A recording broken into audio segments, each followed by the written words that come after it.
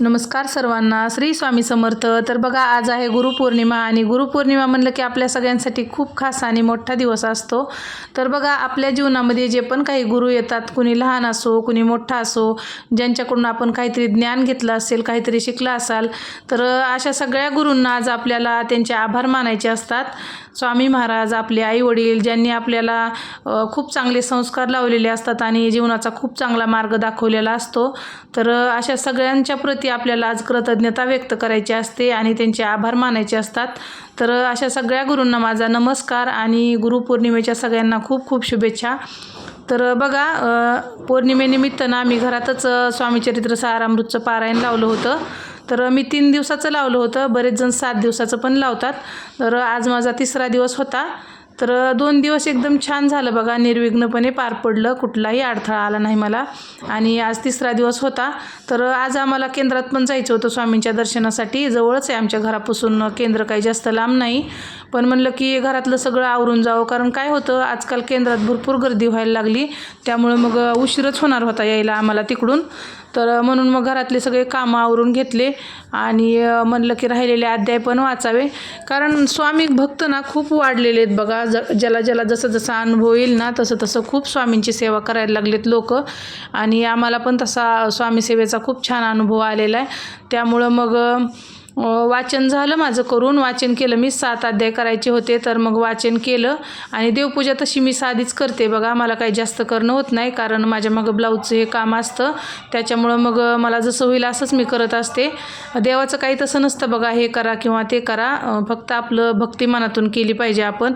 तर माझं तसंच असतं, मनातून फक्त देवाची भक्ती करायची.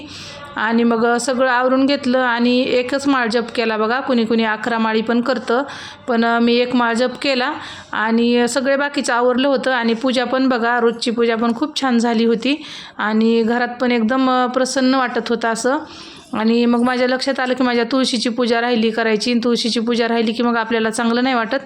मग गॅलरीत बघा, माझ्या एकदम छान कुंड्या आहेत, एकदम हिरव्यागार, खूप छान वाटते गॅलरीमध्ये. तर आणि बाजूला एक मोठी कुंडी, त्याच्यामध्ये ना मी कारल्याच्या बिया लावलेल्या आहेत बघा. त्याचा वेल येईनच, तर मी एखाद्या व्हिडिओमध्ये तुम्हाला त्याचा वेल कसा आला ते पण दाखवेल. आणि मग इथं महादेवाची पिंड आहे आणि शमीपत्राचं पण झाड लावलेलं आहे बघा कुंडीमध्ये.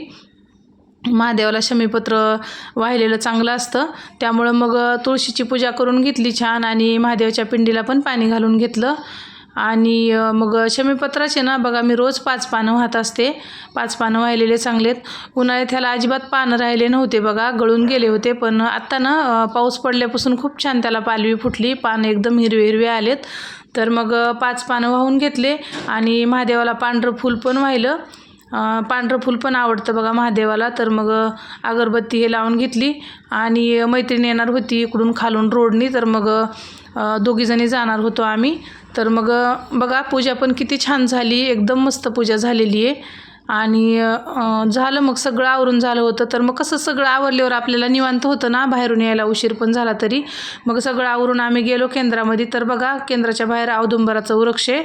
तर औदुंबराच्या प्रदक्षिणा घातल्या, कुणी 7 घालतं, कुणी 5 घालतं. मग आम्ही पण प्रदक्षिणा घालून घेतल्या आणि पाया हे पडून मग केंद्रामध्ये गेलो. तर आतमध्ये पण भरपूर गर्दी होती बघा, कारण आज गुरुपौर्णिमा असल्यामुळं सगळीकडंच गर्दी होती, बाहेर पण मध्ये पण.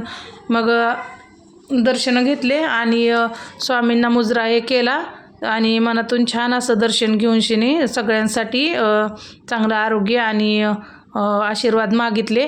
आणि मग आशीर्वाद घेऊन आम्हाला जायचं होतं. बाजूलाच आपल्या ह्याचं मंदिर आहे, नवनाथांचं मंदिर आहे. तर नवनाथाच्या मंदिरात जायचं होतं. पण बघा, इथं स्वामींची किती छान सजावट केलेली, पिवळ्या फुलांनी एकदम मस्त.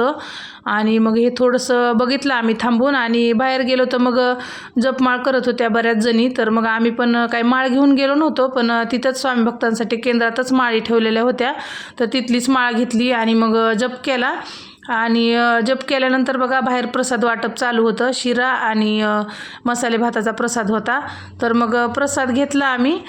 प्रसाद घेतला आणि मग जायचं होतं आम्हाला इकडं नवनाथाच्या मंदिरामध्ये बाजूला. तर मग गेलो नवनाथाच्या मंदिरात, पण तिथं पण भरपूर गर्दी होती आणि लाईनीच दर्शनं घेतले. आणि बाजूला बघा भजन मंडळी आलेली होती. तर भजन मंडळी पण बघा खूप छान होतं, त्यांचा ग्रुपच होता. सगळ्यांनीच सारख्या साड्या घातलेल्या होत्या आणि एकदम छान भजन करत होते ते. तर ते थोडंसं पाहिलं आणि नवनाथ बघा, नवनाथांचं मंदिर आत्ताच झालं आहे 2 वर्षापूर्वी. तर खूप छान मूर्त्या आहेत आणि चांगल्या मूर्त्या बसवल्यात. नवनाथ आणि वरती ना आपल्या यांची दत्त महाराजाची मूर्ती बघा. तर इथं पण मस्त सजावट केलेली होती गुरुपौर्णिमेच्या निमित्तानं. आणि मग खाली ना इथं महादेवाची पिंड आहे. तर मग लाईननी थांबून ना दर्शन घेतलं. तर इथं पण दर्शनं झाली आणि नंतर ना बाहेर एक महादेवाचं मंदिर आहे. तर तिथं जायचं होतं आम्हाला दर्शनासाठी बघा. तर मग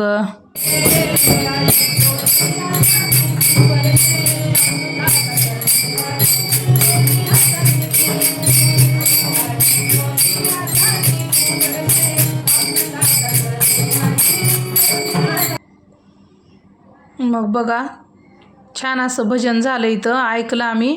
आणि बघा नवनाथ किती सुंदर एकदम छान सजावट केलेली. तर मग इथलं हे बघितलं आम्ही आणि दर्शन घेतले आणि बाहेर गेलो बघा. तर हे नंदी आहेत बाहेर, मंदिराच्या बाहेर, आणि मंदिराच्या बाहेरचा परिसर आहे हा. तर बघा इथं पण हत्ती आहे, मस्त मंदिराच्या बाहेर हत्ती आहेत 2. आणि बघा बाजूलाच महादेवाचं मंदिर आहे. तर तिथं गेलो आणि तिथं मस्त पूजा केली महादेवाची. इथं काही गर्दी नव्हती, निवांत पूजा झाली छान. तर मस्त पूजा हे केली आणि मग सगळं आवरून आम्ही घरी आलो. तर घरी आल्यानंतर मग दोघीजणींनी मस्त चहा केला, गप्पा केल्या आणि वेळ काय नव्हता बसायला. त्यांना पण जाते म्हणत होत्या, पण मग आग्रहाने वरती आलात. पण आल्यानंतर बघा गप्पा रंगल्या थोड्याशा. मग एकदा बसलं की बसलं मग गप्पा हे छान झाल्या. आणि आजचा दिवस खूप छान गेला बघा, मस्त एकदम भक्तिमय वातावरणामध्ये. तर गुरुपौर्णिमा खूप छान साजरी केली आणि दोघींनी गप्पा हे केल्या, चहा पाणी केलं आणि मग त्या गेल्या आणि मी मग माझं पुन्हा ब्लाऊजचं राहिलेलं काम बघितलं.